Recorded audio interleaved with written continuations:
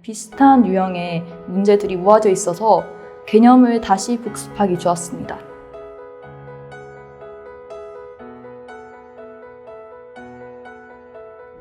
안녕하세요. 저는 이번에 계명대학교 의예과에 합격한 윤상윤입니다.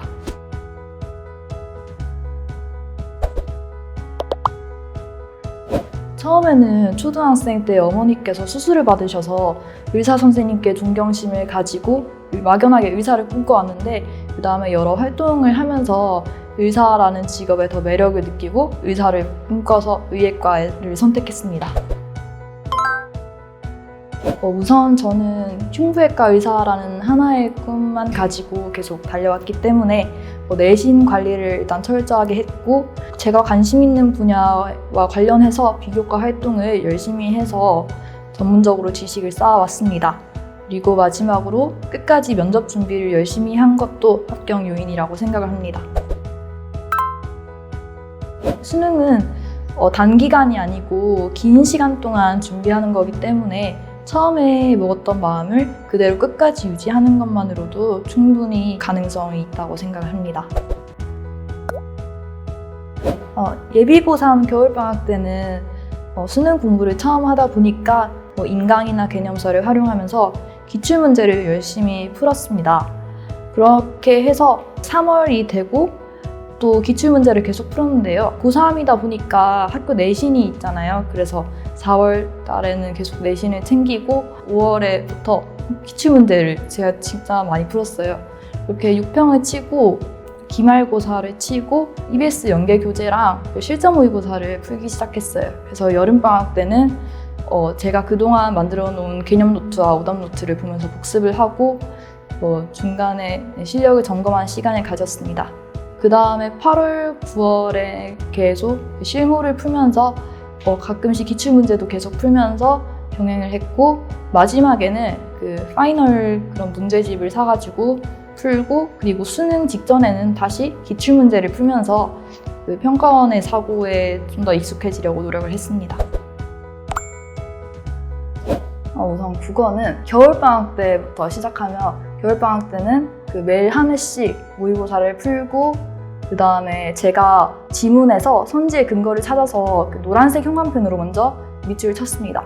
그 다음에 매기고 나서 답지를 보면서 답지에 있는 정답의 근거를 따라서 분홍색 형광펜으로 그 위에 쳤는데, 그래서 저만의 규칙을 만들어서 그 노란색과 분홍색이 겹치는 부분이 많이 생길수록 내 국어 실력이 상승하고 있구나 그런 생각을 하면서 맨 처음에 기출문제를 반복했고, 6평을 국어를 너무 망쳤는데 그때 제가 EBS 연계교재를 잘 안 보고 쳐가지고 그 다음부터 EBS 연계교재 공부를 열심히 해서 9평 때 100점을 받을 수 있었습니다. 문학의 경우는 먼저 지문에서 선지의 근거를 찾아서 밑줄을 치고 그렇게 공부하는 연습을 했고, 화작문의 경우에는 특히 문법에서는 만약에 한 개념을 헷갈리면은 보통 모의고사 형식의 문제집에서는 볼 수 없었던 그런 유형들이 다 모아져 있어서 한 개념을 헷갈리면 비슷한 개념들을 한 번에 다 풀 수 있어서 개념을 잡기 좋았고요. 그리고 답지 같은 데 보면 선배의 팁 이런 게 되게 현실적인 조언이어서 되게 도움이 많이 되었던 것 같습니다. 영어 같은 경우에는 1학년 때 성적이 안정적으로 잘 나와서 방심을 하고 공부를 잘 안 했다가 2학년 때 모의고사에서 정말 안 좋은 점수를 받은 적이 있습니다. 그래서 예비 고3 겨울방학 때부터 그 영어 유형별로 된 기출 문제집을 사서 열심히 풀었는데, 그것만으로는 부족하다고 생각해서 지문만 보고 문제를 읽지 않고 지문만 보고 주제를 찾는 연습을 하면서 그 지문에서 묻고자 하는 바를 알 수 있게 되었습니다. 그 결과 영어 성적이 많이 오를 수 있었습니다. 사실 고1 때도 1등급이 나오긴 했지만 제가 대체로 문제 유형을 다 외워서 풀었기 때문에 그것만으로는 한계가 있다는 것을 직시했습니다. 그래서 2학년 때부터는 다시 개념을 차근차근 잡으면서 이렇게 이해를 하니까 그렇게 모든 유형의 문제를 풀지 않고도 새로운 유형을 봐도 문제를 풀어낼 수 있게 되면서 점차 성적이 오른다는 것을 느꼈는데요. 3학년 때는 그렇게 공부를 했지만 모의고사에서 자주 2등급이 나왔습니다. 그래서 부평이 끝나고 제가 잘못했는 것은 없는지 다시 개념을 정리하면서 제가 수학 문제를 풀 때 어떤 사고를 했는지 그 사고 과정을 전부 노트에 정리하는 연습을 했습니다.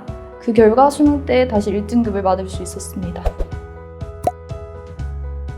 우선 빅데이터 기출 문제집은 모의고사 형식이 아니고 유형별로 되어 있는데, 그리고 하루하루치씩 되어 있어서 그렇게 자투리 시간에 풀기가 좋았습니다. 그리고 문학 같은 경우에는 사실 한 번 풀었던 기출이지만 또 풀면서 제 실력을 점검할 수 있었고, 그리고 개념을 다시 확인하는 과정을 거칠 수 있어서 좋았습니다. 화작문 같은 경우에는 화작을 사실 소홀히 공부하는 경우가 꽤 있는데 화작을 매일매일 풀면서 다시 점검할 수 있어서 좋았고, 문법 같은 경우에는 비슷한 유형의 문제들이 모아져 있어서 개념을 다시 복습하기 좋았습니다. QR코드를 알람 앱이 있는데 그걸 QR코드로 인식을 해서 알람을 끄는 그런 앱이 있어요. 그래서 저 여기 막 26페이지를 정해놔가지고 거기에 QR코드를 찍게 해놔서 항상 매일 아침에 딱 일어나서 책을 펼쳐서 알람을 해제할 수 있게 해서 일어나자마자 문제를 풀 수 있게 됐습니다. 메가스터디 엔진은 제가 고2 때 내신 대비를 하면서 썼던 문제집인데요. 개념을 다 배우고 이렇게 적용을 하면서 문제를 더 풀어보고 싶다는 생각이 들어서 수학으로 구매를 했는데, 풀면서 다양한 문제들을 접하면서 제 실력을 점검하면서 그리고 또 새로운 유형의 문제를 보면서 풀기가 좋았습니다. 제가 6평에서 국어를 EBS 연계교재를 잘 보지 않고 쳐가지고 별로 안 좋은 성적을 받았는데요. 그래서 EBS 연계교재 필요성을 느끼고 공부를 하기 시작했습니다. 문학작품 같은 경우에는 줄거리를 보면서 정리를 했고, 그래서 실제로 다른 그 다음 모의고사를 칠 때는 그 문학작품을 읽지 않고 바로 문제를 풀 수가 있었고요. 그리고 문법 같은 경우에도 굉장히 정리가 잘 돼 있어서 들고 다니면서 개념을 확인하기 정말 좋았습니다. 전 빅데이터 기출문제집이라고 생각을 하는데요. 잡지에서 선배들의 팁, 되게 현실적으로 제가 헷갈려하는 개념을 잘 잡아주는 그런 느낌이 들어서 실제로도 많이 도움이 되었습니다. 긴 수험 생활이기 때문에 체력도 굉장히 중요하다고 생각을 하고요. 그래서 고1 때부터 열심히 가끔씩 운동을 하거나 아니면 잠을 충분히 자거나 그런 게 중요하다고 생각합니다. 저는 일단 체력이 제가 그렇게 좋은 편은 아니어서 체력을 보충할 방법을 찾다가 저는 야자 시간에 집중하기 위해서 잠을 많이 잤습니다. 일단 집에서도 밤 12시가 되면 무조건 자려고 노력했고, 아침에 일찍 일어나는 것을 대신으로 했습니다. 그리고 처음에 먹은 마음을 끝까지 유지하는 것이 가장 중요하다고 생각합니다.